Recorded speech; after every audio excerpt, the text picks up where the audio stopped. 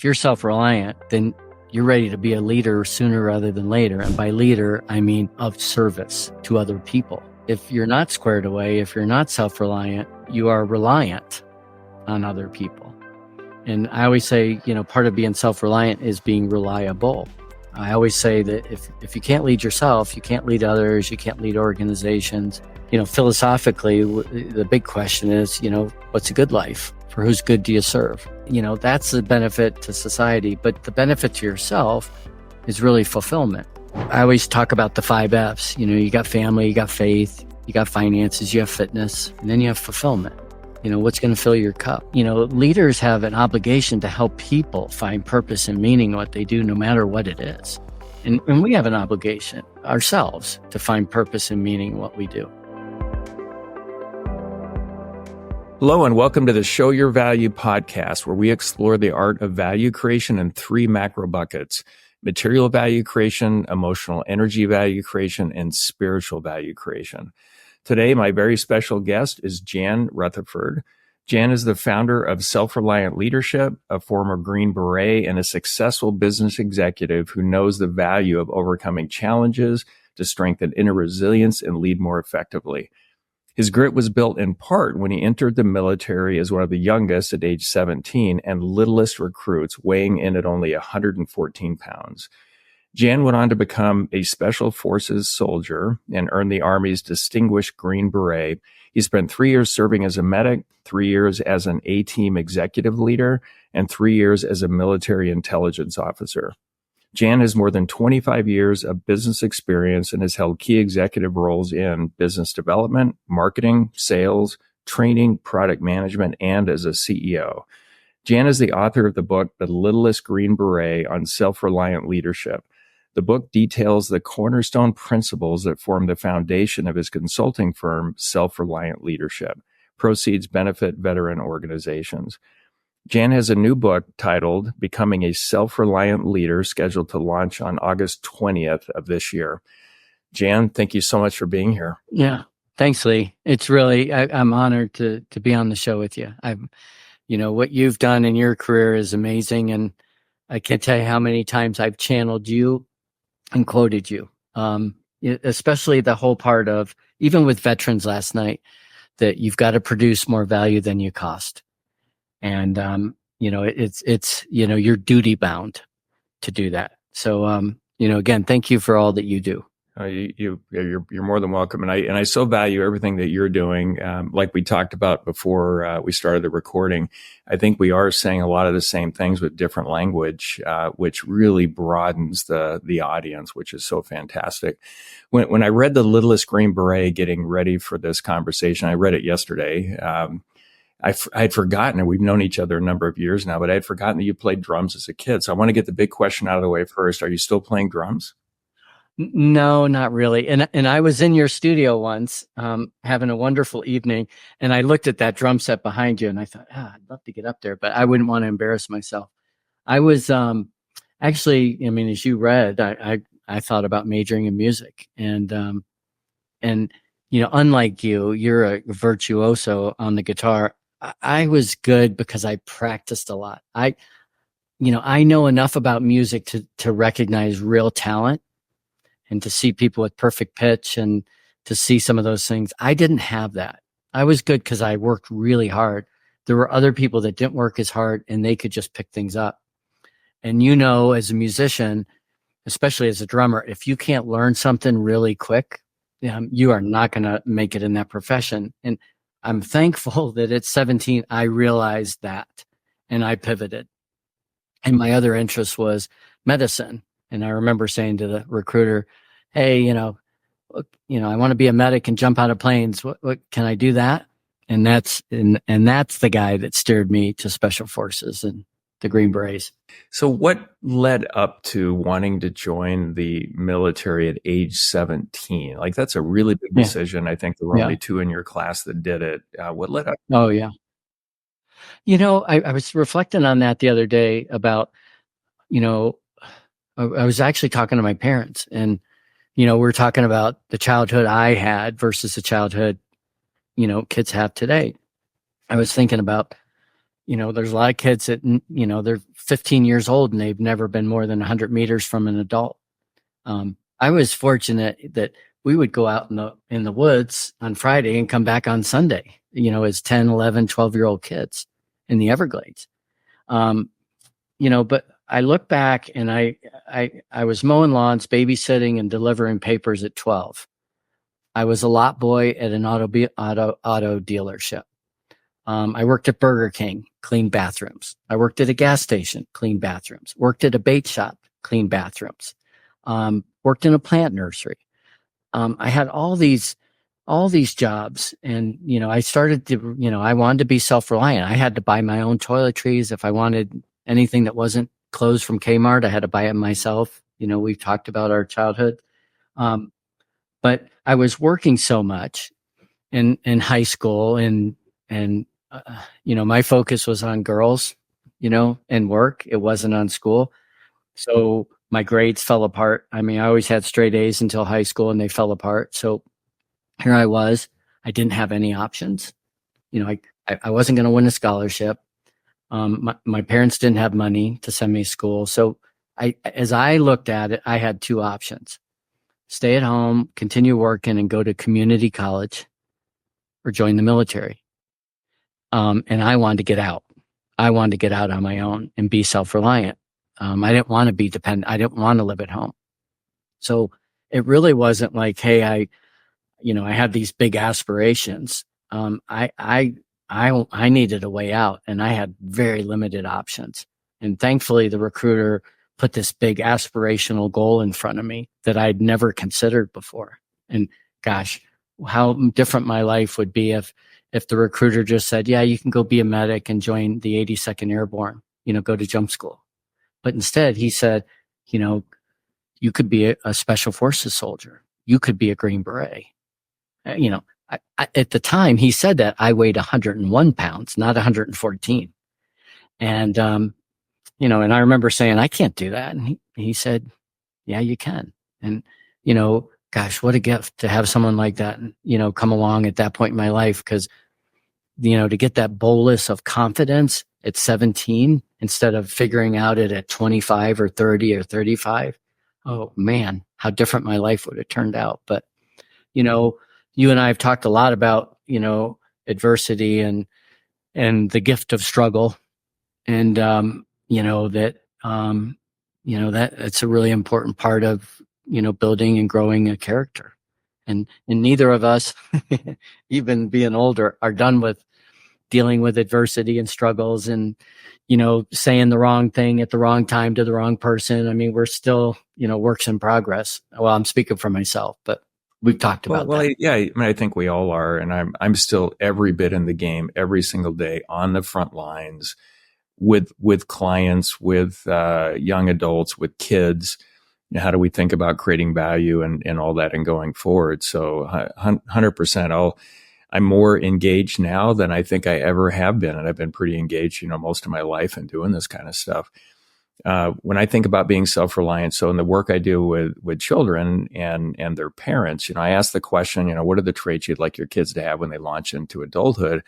And one of the really big ones that keeps coming up, and it's super important to me, and it certainly was to you, is self-reliance. And so what are the benefits if kids turn 18 and they've got really strong self-reliance capabilities? What are the benefits that you see for them throughout adulthood? Well, at this age, the real benefit is if you're self-reliant, then you're ready to be a leader sooner rather than later. And by leader, I mean of service to other people. If you're not squared away, if you're not self-reliant, you are reliant on other people. And I always say, part of being self-reliant is being reliable. And, we want people to get there sooner rather than later. I always say that if you can't lead yourself, you can't lead others, you can't lead organizations. And, philosophically, the big question is, what's a good life? For whose good do you serve? And so I think that, that's the benefit to society, but the benefit to yourself is really fulfillment. That I always talk about the 5 F's. You got family, you got faith, you got finances, you have fitness, and then you have fulfillment. What's going to fill your cup? And you and I, are very fortunate that we get to do what we do. Many of the people we work with, have jobs. Many of the people we work with have careers. Some of them are still at the stage in life where they have to do things, whereas we get to. And again, I think part of being self-reliant is you move to that get to sooner. You get to help people. Work isn't just a transaction where you're trading time and money. Like I don't care what job you're doing. If you're doing a job, you're helping people. Leaders have an obligation to help people find purpose and meaning in what they do, no matter what it is. And we have an obligation ourselves to find purpose and meaning in what we do. So that's a long answer to your question. No, it's a great answer. And one of the things that I've struggled a lot with is the use of the word selfish or being selfish, selfishness. Yeah. And I look at it and I say, well, I love helping others. I have this, you talk about paying it forward. I kind of pay it out is how I think about it. And it goes all directions, and everybody I interact with, I want to help and develop appropriately so they can create more value in the world. But I think of it and I say, well, when I'm doing all of that, I'm not being selfless. I'm being selfish in a win-win way because I'm doing what's in my best self-interest. So I feel amazing when I do that kind of stuff. And my work in the book, Your Most Important Number, and all organizations have it. It's a reflective of value. Well, my most important internal number is the measurement of continued increase in fulfillment. That's how I think about it, exactly. So for me, it's about win-win interactions, and I want to really feel good. So sometimes I feel like, when people say selfish, it's always negative, and you have to be selfless to be a good person. Yet everybody does what's in their best self-interest. So how do we work through that so we don't use words in a way like a lot of people use them to weaponize morality in some way? Yeah. Well, I mean, it is. I mean, we're reminded in lots of literature that we are egocentric. We are. That's how we're wired. That's how animals are wired. But like you said, if you can align some of the things that satisfy you and do the greater good, then that's pretty great. And you just mentioned, what's your most important number? I actually referenced that yesterday in a workshop I was doing. And it still amazes me to this day how many teams are not on the same page, quantitatively, qualitatively, expectation wise, what the priorities are. It's just amazing. And that's, what I think you're so great at, Lee. I've referred so many people, this idea of clarity. And I ask a lot of people I coach, hey, ask yourself in the mirror, are you easy to follow? Am I easy to follow? And I always point to you and I say, I know a guy that would be the easiest guy in the world to follow. There is absolutely no ambiguity about what he expects from his team. And I know you look at that and I think, Lee, you look at that like a logical thing. But I think it's logical to you, but for an outsider looking in, it's like, it's artistry. You've done a really good job of explaining how you do it, but I think part of it is still a mystery, how you provide that clarity. And again, you are very quantitative, but you're also an artist. And you mix those two things in, and many of the guests we've had on our podcast, there's something about music and what they do and that artistry and that, bringing that art to the task of leadership. Yeah. Well, thank you for that. And for me, it's about simplifying complexity. And I'm never surprised anymore when teams aren't aligned.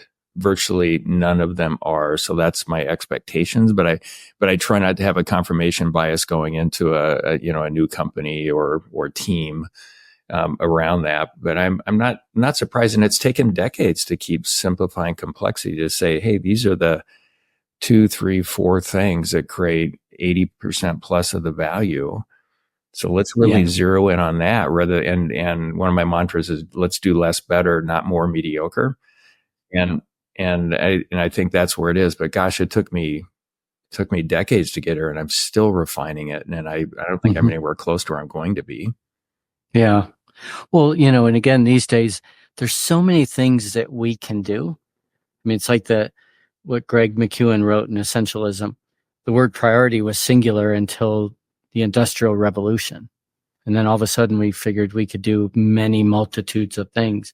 And it's so complex.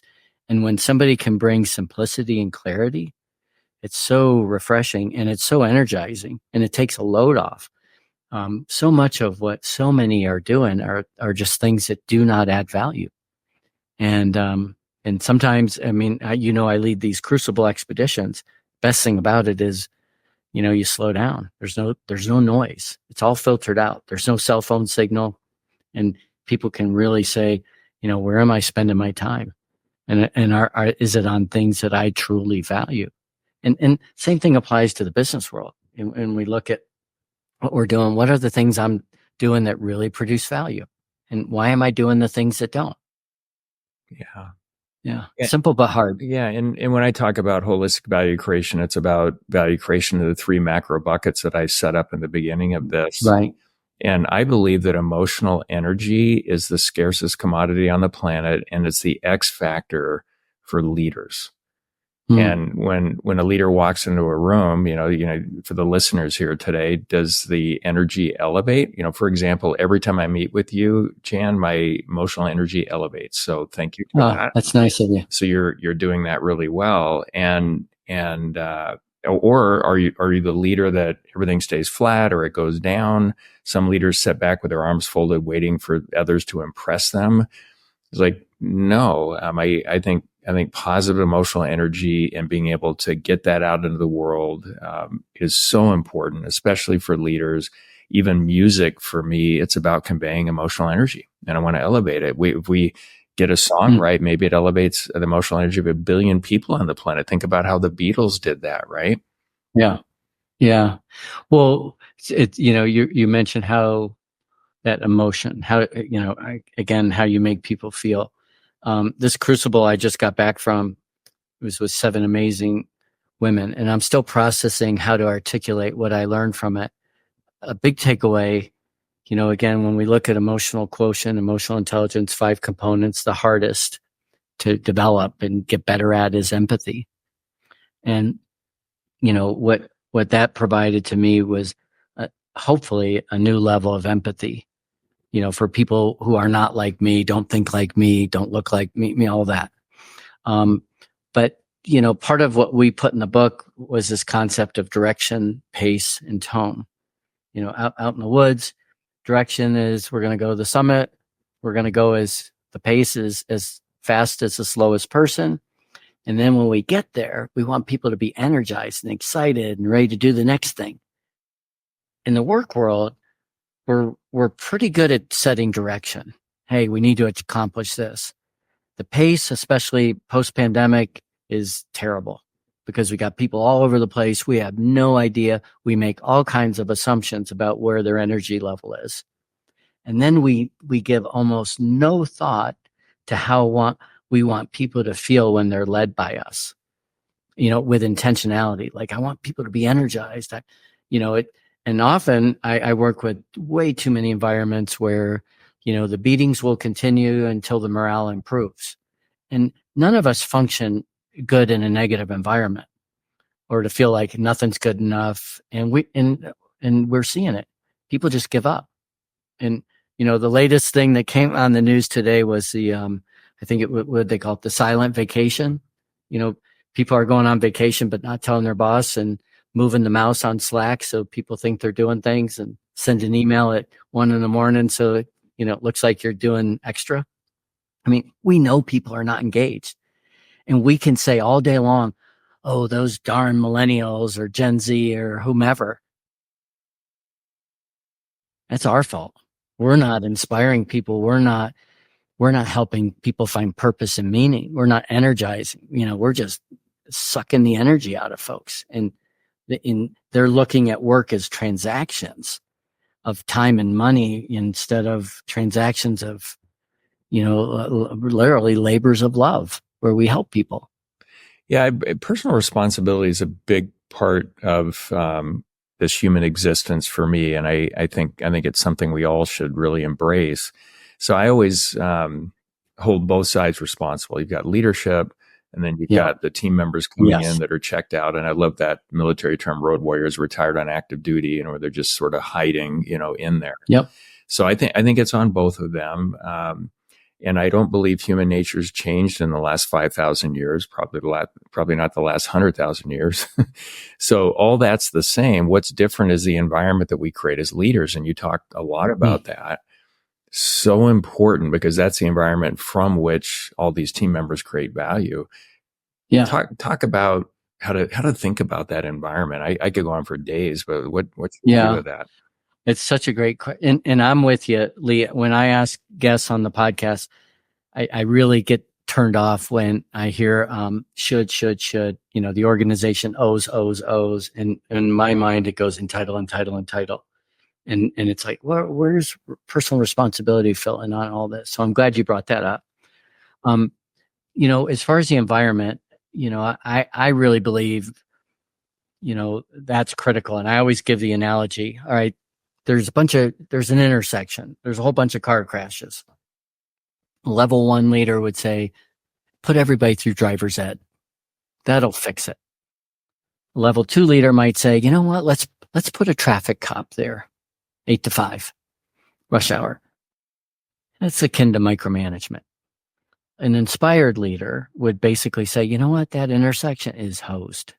The lines are wrong. It needs to be a roundabout. Let's redesign it so that people can move through aesthetically and safely and get to where they're going.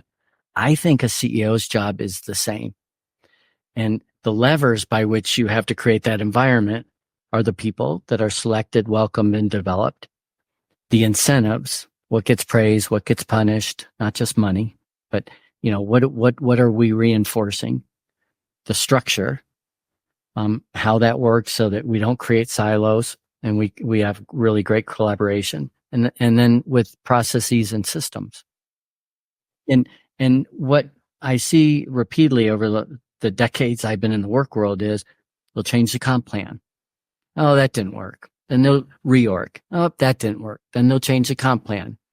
Then they'll and you can't do that because the whole thing is a system. And somebody said the other day, it's an organism.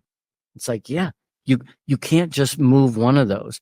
And if you're seeing patterns of bad behavior, like crashes in an intersection, you can't just say, hey, they're bad drivers. They're bad employees. Let's, shame on them. Let's fix them. You have to take a step back and go, well, why are these patterns of behavior working? What do we need to do with the environment so, people behave the way we want, which is, for production and productivity and behaviors aligned with the core values, kind of what I've said of late is kind of virtuous capitalists. Yeah. It's never one thing. It's the right things in balance, and every organization is going to be different. And I agree with you. The CEO's job is to ensure that we have the right environment and set the direction, the strategy, the environment. Now they've done their job. If they haven't done that and it fails, it's mostly their fault, probably 90+%, right? If they've done that, part of that should be selecting the right people, and it should all work. And if it doesn't work, it's kind of on everybody collectively together. So hunker down and go after creating the value that you want there. Yep.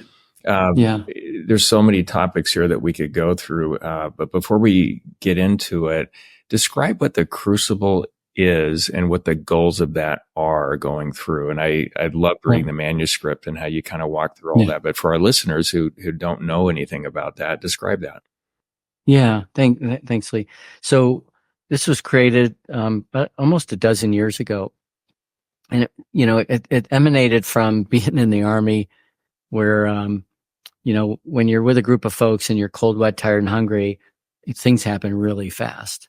And most of my career, the leadership development has been in a windowless room at a hotel or, somewhere. And we're talking about leadership. And I thought, gosh, one day I'd love to figure out something where I could get leaders out in the wilderness and we could accelerate that. And while I was thinking about that, there was a war going on and a lot of our veterans were transitioning out of the military and having a tough time. And I thought, hey, let's pair the executives who need to digital detox with the veterans who need to learn a new vocabulary. And they both can basically slow down to speed up. And, what I've learned from doing this, and we just finished our 24th, we've got our 25th coming up in July. And what I've learned is, I'm going to be egocentric here, is I'm really good leader when it comes to designing. I'm really good. And I set that crucible up. And the thing I've learned is the best thing I can do is don't do anything. Like I've designed it, let it run its course. And again, there's guardrails and different things set up, but I'm not the best leader out there. We hire professional guides. There's different executives or different veterans that really establish the tone and really, the baseline sense of humor and can really be charismatic and inspiring out there. That I'm not that guy. I mean, I can be at that a little bit, but I'm really good at designing it and setting it up. And at the end, it's like, well, how'd all this happen? With intention. And so that's been really interesting. I've learned a lot about myself. I've learned a lot about other people. And, some of these people that have been out there have created lifelong friendships. And it kind of ties into the theme of the TED Talk I did. And that is that when you create your own crucible, you change your narrative.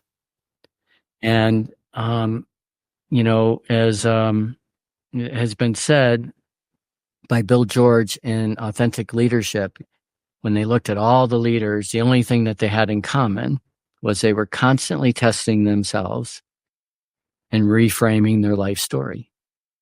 And again, we have a personal responsibility to continue to test ourselves and push ourselves out of our comfort zone and not be complacent. And so that's the crucible in a nutshell. And gosh, what a privilege it's been to have people basically trust me and go out in the wilderness and do hard things. What are one or two of the most memorable testimonials that came out of that? I.e., what did they get out of it? Oh gosh. I think of one fella that was not necessarily very fit, could barely get up the mountain. And I remember talking to him a lot about his faith on the hillside, to kind of take his mind off it. And I just thought it was just a really interesting conversation. We always say in business, you can't talk about politics, religion, or sex. And, what's really cool about the Crucible is we talk about politics and religion out there, and it's like a safe place to do that. And we can share things. But I remember having this walk up the mountain and the groups there, and I'm kind of helping this guy. And after that Crucible, he committed to getting fit, lost a ton of weight, ended up taking his children on tons of 14,000 foot mountains here in Colorado and climbed them. He's gotten 2 big promotions at work. His confidence level went way up. That was pretty cool. I think about a woman that basically stopped the expedition at one point because of the perceived risk, not the real risk, her perception of the risk. And having a conversation how, out here it's obvious if people are scared, but you're asking people to do things all the time that are scary, but you can't see it. And her vulnerability in that moment created confidence. Her confidence allowed her to be vulnerable. And it was this aha that those 2 things are kind of intertwined. And it's okay as a leader to be vulnerable. And you can't be vulnerable unless you're confident. I mean, it's really hard. And, that's just really cool. And when you do that, boy, the group comes together so fast. That trust just accelerates. And I don't think you can have a high performing team, if some things aren't shared. And again, it takes a long time, because when we're out on the crucible, no one has anything to prove, protect, or promote. But in the work world, we're always cognizant that, hey, if I make a mistake, maybe I'll get fired. Or, hey, if I say this to this person, they might stab me in the back. And there's a lot of that human stuff that goes on. And we're real lucky because, this is this little anomaly. People are self-selected. They're high caliber, and it's temporary. It's easy to be kind of on your best behavior for 4 or 5 days. And I imagine they come out the other side having, at least a little bit, probably significantly increase their self-reliance. Yeah. Well, and their self-awareness too. I think in that self-awareness, not just, hey, this is how I am, but this is how I am affects other people. And, do I need to regulate that, bring out, push the lever on some strengths or throttle back some strengths where they don't serve me? As Marshall Goldsmith said, hey, what got you here won't get you there. And we all get to that point in our career where we've raised our hand repeatedly, taken on more responsibility, and then we realize stuff I did as a manager or director aren't going to help me as a VP or a C-suite person. I've got to adapt. And, it can be hard, because again, those things got you there, but they don't serve you. And, and hopefully what comes out of that is people sort of recommit to the study of leadership, to, whether it's through their faith or Stoic philosophy or business books or whatever, novels that intrigue them, but to really commit to elevating their self-awareness so that they can better serve others. Yeah. Well, one of the concepts that you blew by really quickly in the littlest Green Beret, but super powerful for me, was this leadership version of power to weight ratio. Well, you talk about Sherpas that are, regularly carrying over 90% of their body weight all the way up the mountain to different, base camps and or levels of camps, going up. And then you liken it to leadership, where the power is leadership capability and the weight is internal self-doubt, negative talk, whatever it is. And that is really, really powerful. Like, you could write a chapter, if not a whole book, on what that means. And I don't think as leaders become more capable, they necessarily, in proportion, get rid of the negative talk, what's going on. For me, as I get more capable and I'm working on silencing those voices, which have pretty much completely gone away, everything accelerates and goes faster. So talk about that a little bit. Again, it was just a couple of sentences, like, wait a minute, I want more. I'm kind of, I just made a note and kind of recalling what I was writing about. I had to carry a lot. I always kind of complained to my fellow soldiers, like, I'm carrying the same as you and I weigh 114 pounds. I'm carrying this percent of my body weight. You're like carrying nothing. It's like me spending, what $1,000 means to me and what $1,000 means to Bill Gates. So I've always thought about that. And that, it's kind of the concept of work, the whole idea that we've got to move a massive amount of things. And, we've got to use our power and influence and, to move people. And I was talking to another person today about a book they're writing, on the whole idea of momentum.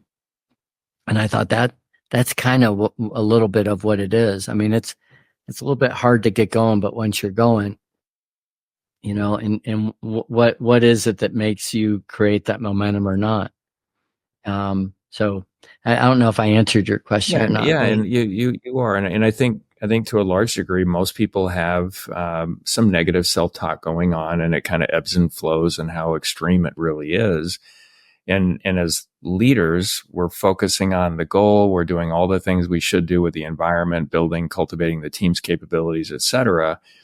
And it can be rough when you're moving quickly, and there can be a lot of folks saying negative things and, throwing each other under the bus. I took that passage in the book as if you shouldn't be giving it any credence over there, you just don't at all, and you stay the course, and the best things are going to happen. And so I love that concept. The powers leadership capability, the weight is negative self-talk and negative influences coming in. And so that we should probably be cultivating both at the same time. That's how I've been intentionally thinking about it, but never use that metaphor. That's good. Yeah. Yeah. That's a good one. I was thinking about that on the crucible we were just at. How I always say, when we get out there, you got a choice. You got three things, and you can only have two. Do you want a light backpack? Do you want to be warm? And do you want lots of food? You can't have all three. And I think, you've got to carry it, and it's a weight. And I talked to a psychologist recently who's worked with a lot of soldiers with PTS, a lot of executives with sustained stress. And he made mention that he's like, I'm convinced that everybody's got a rucksack on. Some people have 5 pounds in it. Some people have 100, but everybody's carrying around stuff. And if they're not dealing with it, they're not going to be as effective. And we saw one of the days we're on the crucible, we were, I say in the saddle, we had backpacks on for 9 hours. You would take them off and we'd move obstacles, but it was 9 hours. And, if your backpack weighed 5 pounds more than me, it didn't matter the first hour, but at 9 hours, it mattered a lot. It mattered a lot. And it was like, were you carrying more water in case other people needed it as a selfless thing, or you being a martyr? Like, well, I'm carrying more weight. And the same thing happens in the business world. It's up to the leaders to figure out who can carry what amount of weight, and are we being fair? Somebody might have brought a whole bunch of food and then they shared it with people. Well, that's great. That's really nice. But at what cost? At what cost did they carry that extra weight? And what's really difficult out there, it's super easy to lead and see all that. But if you're a leader and you've got a hybrid team and people all over the world or all over the country, how do you know? And I go back to, the only way to know and not assume is to ask really good questions, to be engaged. I remember you saying you spent something like 60% of your time one-on-one with people. I mean, most of the people I talk to, when I ask them to do the calendar exercise, the time that they spend one-on-one with people is like between 4 and 11%. Like, that's not enough, Yeah, my whole job as a leader in the larger companies that I've been engaged with or that I started myself is developing leaders. Because, the simplest, most distilled version of leadership to me is creating value with and through others. That's it. Super simple, really distilled. I think there should be a definition of leadership in an organization. One that I love is leaders get results, and they foster an environment where every team member is intrinsically motivated and empowered to create more value over time. We don't really talk about that in a lot of organizations. One thing, Jan, that you mentioned in the first book, which is the best leaders went through some sort of adversity. They had some major struggle. It wasn't the leaders in the study that had they were sort of coddled, had the best schooling, the best family environments, no real adversity. Yeah. Why is that? And contrast that with a world where it seems like they want to take struggle away from everybody, like it's a good thing. Yeah. You and I have talked about this a lot offline, of course, because we both had, adversity at young ages. And you and I both agree that in the big scheme of things, it was a gift. In fact, yesterday, when I was talking to my parents yesterday about, some of the things I remember that they don't, And they thought of it like, oh, you're complaining about your childhood. And I'm like, no, I'm really grateful for that childhood I had. And, you know, and again, I attribute all that, a lot of those similar things to the strength of my marriage, that we've been together a long time. We've been through thick and thin together. If we only went through, good times, I don't know that we would have the same relationship. But we had to lean on each other. We saw the good, the bad, the ugly, and all that. And I think part of that is when you go through it, you see that in yourself, and you start to figure out, what character really means when you look at cardinal virtues, courage and discipline, humility. I mean, those are the tests. And again, you're not going to pass every test. I mean, if you're testing yourself, you are going to fail, and you're going to learn something from the failure, and hopefully you're committed to making it better. And you might fail again and again, and eventually get it right. And then, nature, God, whatever you believe, will give you a new lesson, and until you get that one right, you're going to keep repeating it. And, it's somebody said something to me. One of my good friends said, you're really lucky that you've been able to monetize everything you've learned over 4 decades. And I'm like, I appreciate that. And I realize that, and I am really grateful for that. And I will say that, the wisdom that I hope I have, the only place it came from was the failures. I didn't gain any wisdom from my successes. And in fact, if someone looked at my business today, they go, wow, there's a lot of things. Wow. Like the pile of stuff that didn't work and the failures and the bad conversations, is this high. And the pile of, the good stuff is, about this high. And, and sometimes it's hard, to look at just the successes, because if you're ambitious and driven, you can be really hard on yourself. But that hard on yourself is, I think, what keeps you going, what allows you to continuously improve. And it's kind of funny. I'm a small stature person, and I hear these days of all the people that have been bullied. And I was thinking about it the other day. I'm like, I was picked on a lot as a little kid. I was picked on, but I was never bullied. I was never bullied. But I was picked on. Everybody was picked on, but I wasn't bullied. Yeah. And I think those are just normal, healthy struggles kids need to kind of go through. What I'm getting from listening to you, and I think this is so true for me, the early, sort of more serious struggles that I went through, like almost losing a leg to an infection, spending half a year in bed in my sophomore year in high school. It made me want everything more. It made me fight through things more, and all that stuck, and it just kept going. Yeah. Yeah. Well, I mean, and the work that you do with kids in schools is helping them understand, especially the underprivileged kids, that, for all the problems, that we deal with in our country and our society, and we talked about this on the Crucible. I still think and believe, that there's still a tremendous amount of opportunity. And like some of my great friends in Ireland would say to my students when we take them over there, like, work ethic and education. And education doesn't necessarily mean formal, institutional education. To me, it means curiosity. And that work ethic is drive. And it's funny, drive and curiosity are the 2 prerequisites for anybody I want to work with, because those are the hardest thing to develop in other people. I mean, everything else, I can get you there. But if you don't have that drive and you don't have that curiosity, that's a lot tougher place to start from. And, I'm just grateful, that,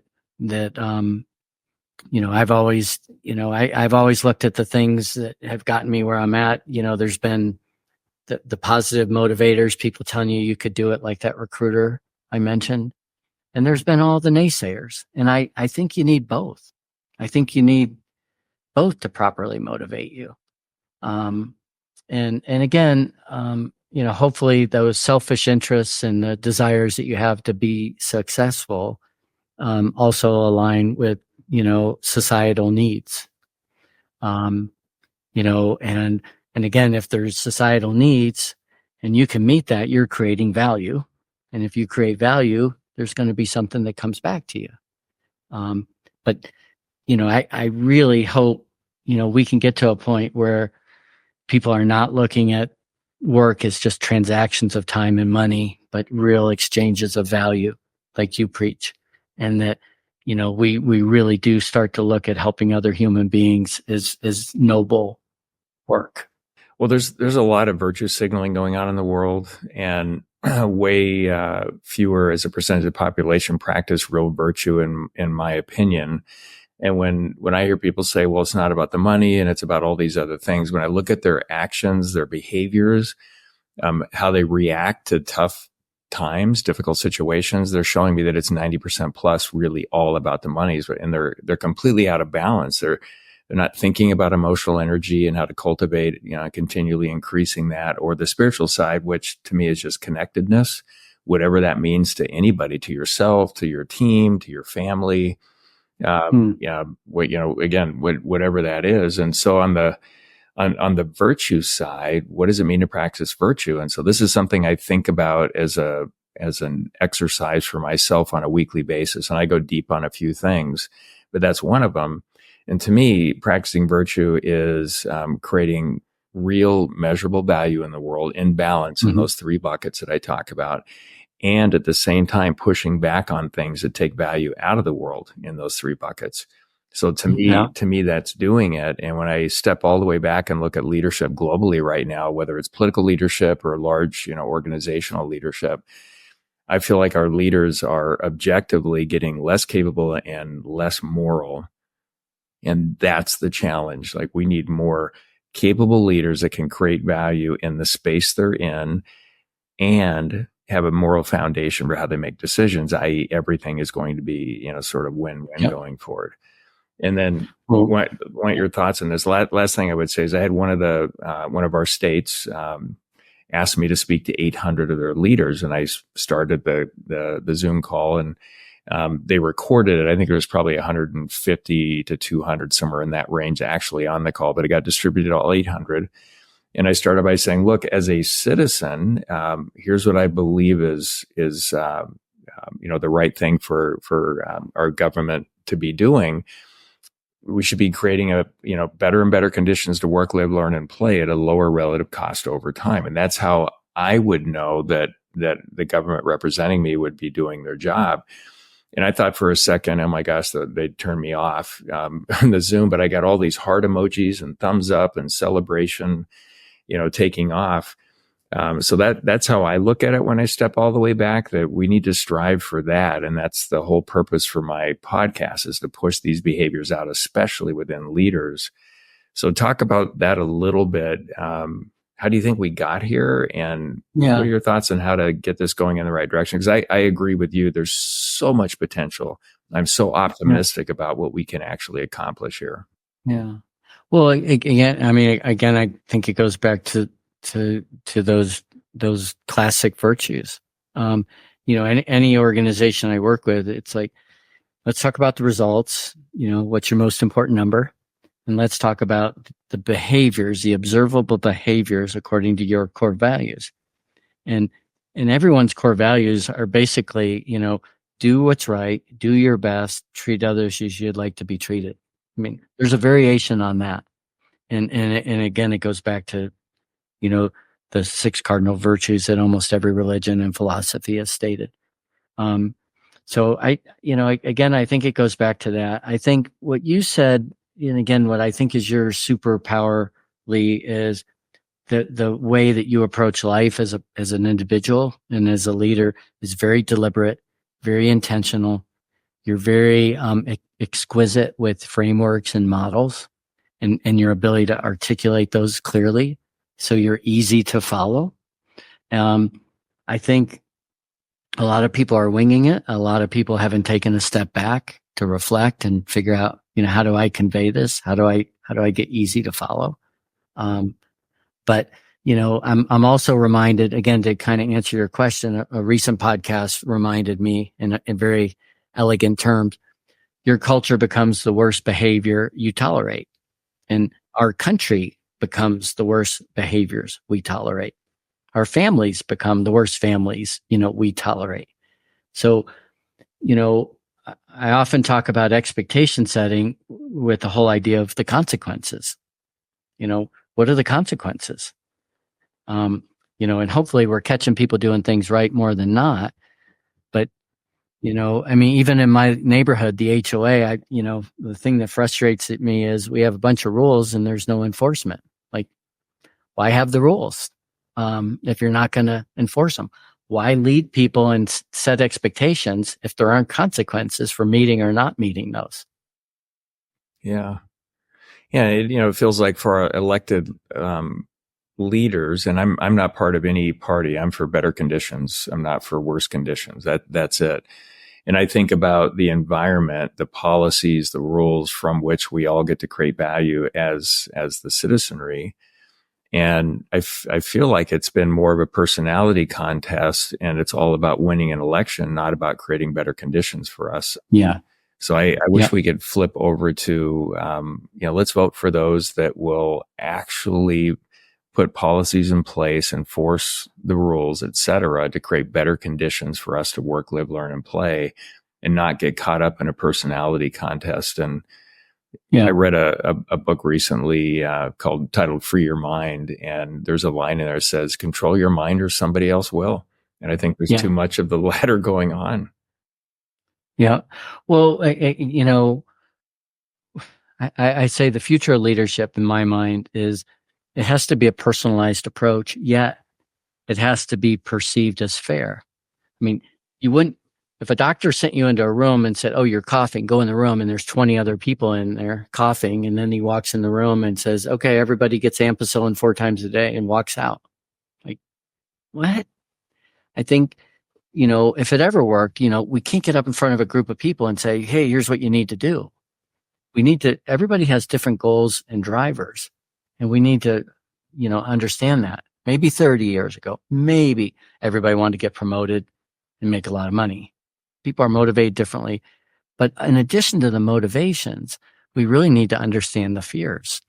What are people afraid of? I mean, a ton of people I work with, high-powered executives, they're scared to death of getting fired. Scared to death of getting fired. And so, that fear basically keeps them from being bold and taking risks. So, in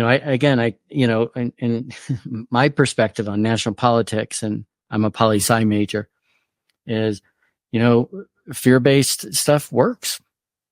It's easy. There's a great book out there by Jonathan Haidt called The Righteous Mind, and the subtitle is Why We Can't Agree on Politics and Religion. And he lays out a moral foundation theory that basically says we all start in the same place. We just take a really different path. And again, I think it's up to us as individuals and leaders, to have the discussions and to talk about things. And, I always say ground rules for any workshop I conduct. I'm like, here's my hardest ground rule. Risk saying what you think and hold your views lightly. That's like, and I tell them, right, I'm like, that's hard. Risk saying what you think means this has to be safe. You have to trust, you have to be bold. Hold your views lightly is, hey, have an open mind, and there are great examples of, people that are older that have changed their mind on things, their dogma. There's a better way. Why wouldn't you shift? That's going to create better conditions, create more value. But the ego, sometimes it's hard to admit you're wrong. I think a lot of maybe the highest, most highly educated experts out there are the most difficult to change their minds, because that would mean they've got to change some or all the work that they've gone through in their lives. Yeah. Yeah. Yeah, interesting. I don't know if you'll remember this, but when we had coffee a couple months ago, I asked you the question, "Hey, Jan, what are your fitness goals?" And you just paused for a minute and you said, "Well, I just want to be ready to do whatever I want to do whenever I want to do it." And I thought that was the best answer I've ever Yeah. heard. Adventure ready. Adventure ready. Adventure ready. Yeah. Yeah, you're ready to, like, yeah, I was talking about that on the Crucible. Like, I just want to be fit enough to, I don't have to say no, or I don't have to say, I better get in shape for that. Yeah, I feel really good that, gosh, knock wood, because I've been hurt so often and not been able to do stuff, that I feel really good that, like this Moab trip I did, I didn't do anything special to get ready for that. Just kept doing what I do. And, I think that's a good place to be. Yeah. Well, I've fully adopted it. I'm coming back from some significant health challenges last year. But I want to be able to go do whatever. And I'm back enough that if somebody said, let's go hike to the river and back in the Grand Canyon, I could just go do it. I wouldn't have to worry about it being a bad experience. Yeah. Yeah. I did rim to rim actually in October with some friends, clients. And, I'll tell you, that was one of the hardest days I've ever had, from the North Rim to the South Rim, 24 miles. Yeah. That was a tough day. That was a tough day, but was that the super rewarding? Was that the first time? Well, I when I was very young, my wife and I hiked to the bottom, spent the night, and came out. That's easy compared to doing rim to rim. That rim to rim was tough. And as soon as I did it and felt good about myself, I had a client tell me, "Yeah, my daughter did rim to rim to rim." I'm like, all at once? Yeah, she was running. Like, running rim to rim to rim. Holy moly. But the human body is capable of a lot more than we think. And it can be real. There was time out there's a point where I was uncomfortable and I just kind of sat in it. I'm like, I just sat in it. Kind of like I did back in the Army days, like, just take it in. Like, don't complain about it. Don't, just like feel it. Like, just feel it. Yeah, the way I think about it is, especially when it's hard, we have to keep moving physically, emotionally, and mentally towards something that's going to create, more value, help us evolve, grow, et cetera. That then fulfillment sort of climbs in there. But I think it applies in all three. However, the physical side of it, when we let that go, it takes out the other stuff, so anyway, it's just so important. You've been such a great example, for me to watch around that. So thank you. And listening to this conversation, what's your biggest takeaway from our discussion here, Jan? I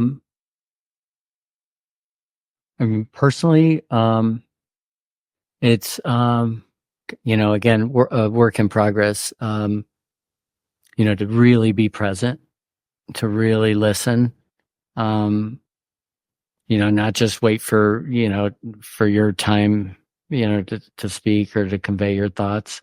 You're such a good listener. So honestly, I just learned from you, Lee. I've said it before. I mean, you're just so inspirational, and not because of all your success and what you've accomplished. That's not what makes me admire you. What makes me admire you is that you give so much more than you take. That you have figured out how the success you've had has created options by which you can make the world a better place. And and I think I'm old enough to where I don't compare myself to other people as much. But it makes me, take stock and, gosh, am I doing, everything I can? And I feel like, pretty good, but there's always more that you can do. And, to the folks listening, I mean, I just hope you gain some insight that maybe it's not something that Lee or I said directly, but maybe it's something that we said that makes you think something and ways that you can, better serve as a leader, create a better, more effective team, And, I've thought a lot about what I do as a coach. And, somebody could say, hey, what do you do? And I could say, I got a leaders development firm, mostly executive coaching. I help leaders and teams. What I've really boiled it down to is, I hopefully hope people go home at night good tired. And everybody that works with them goes home at night good tired, not bad tired. And if I can do that little bit in the world where people go home at night good tired, then I feel pretty good about what I'm doing. There's too many people going home at night bad tired. There is a lot of that for sure. Well, Jan, I deeply admire you and the work that you're doing. And my biggest takeaway from our discussion is just making me think even more deeply about leadership and the power of self-reliance, which just feeds really everything. And I'll say it again around the metaphor of, power to weight ratio. I used to think about that when I raced motorcycles. That was really important. But applying it to leadership, brilliant. And I'm going to take that and start using it quite a bit. Jan, if our listeners want to learn more about the work you're doing, where can they go? Self-ReliantLeadership.com. And like you said, our book comes out. And again, we just hope it helps folks. And, the weird thing about getting a book out is, you do all this work and then, you're expected to promote it. And I don't think either one of us are people that like to be self-promotional. But, and I talked to somebody that works with me, and I said, some of this marketing stuff just feels icky. And she said, well, just suggest that the book, that people buy the book, maybe not for themselves, but maybe for aspirational leaders that they're working with. And so I thought that's a nice way to promote a book, is to say, hey, even if it's not for you, maybe you've got somebody you're working with that you think this could help them. And again, we didn't write, somebody asked me why we're writing the book. And I said, I want to help more people. And they rightly said, haven't you already helped people? What's enough? And it made me really think about, why did I want to write the book? And is it for selfish reasons, or is it because I really want to help? And I came down on the latter. And again, I mean, I don't care about how much it sells or any of that. I really do hope it helps people, and that the lessons from the crucible, help other folks, because we know the crucible doesn't scale. I can't take 1,000 people out in the wilderness a year, it's not tenable. But, we can help people through the book. So. Well, Jana, I'm a lot like you in that I just like to go do stuff, create value with teams and all that. I don't want to talk about it, but I've come to terms with the fact that I need to package these frameworks and get it out there to help more people. Yeah. And it does make the world a better place. We're not creating, in my opinion, even 10% of the value that's possible in the United States alone. And now let's look at the whole world. What if we can make it 20% or 30% or 60%? That would be an amazing world to kind of hang out in here for the rest of the time that I have. So, Thank you again so much, my good friend. Well, thanks, Lee. Being here. Thanks, Lee. All right. And this has been the Show Your Value podcast. If you got some value out of today's episode, please like and leave a review. And until next time, show the world your value.